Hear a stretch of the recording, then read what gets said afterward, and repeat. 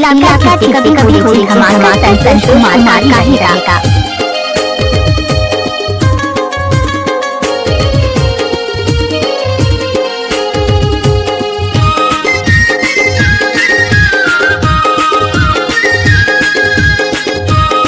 क्या नाम है आपका? डीजे संतोष कुमार मरावी बघोर टोला वाले।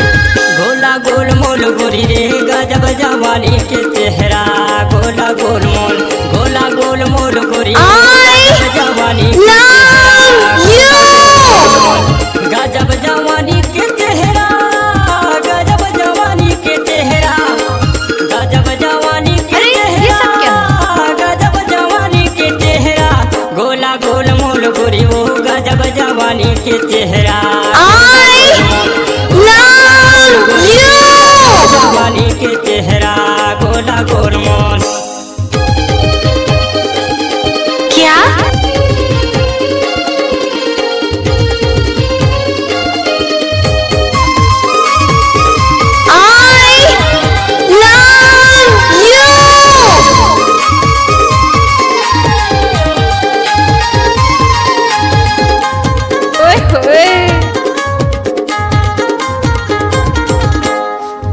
गली घूमे फैशन बना के, हाथ में मेहंदी उठला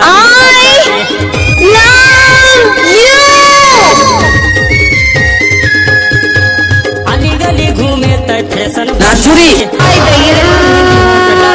चाके, अलिल गलिल में घूमे त फैशन ला बना के,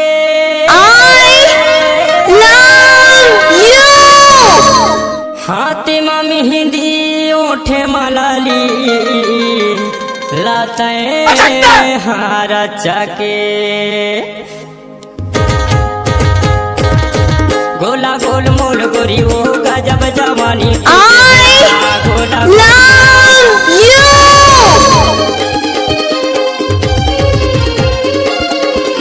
चुपचाप खड़े रहो। उठाइए ना।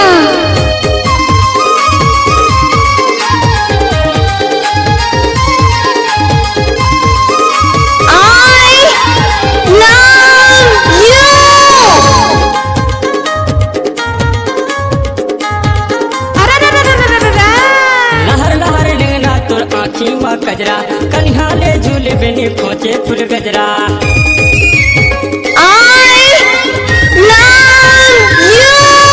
लहर लहर लेना तोर आँखी में गजरा, कन्हाले झूले बेनी खोचे फूल जब गजरा। तक सूरज और चांद रहेगा तब तक डीजे संतोष भाई का नाम रहेगा।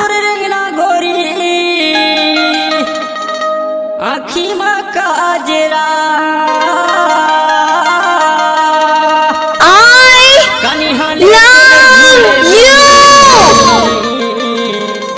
खोचे तहा फूले गजरा, फूल है गुलाब का सुगंध लिया करो, डीजे संतोष भाई का मजा लिया करो। गोल मोल गोरी रे गजब जवानी के चेहरा, गोला गोल मोल गोरी वो गजब जवानी के चेहरा,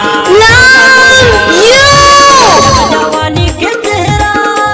किसी भी गाने को मिक्स करने का संतोष कुमार का बाएं हाथ का खेल है।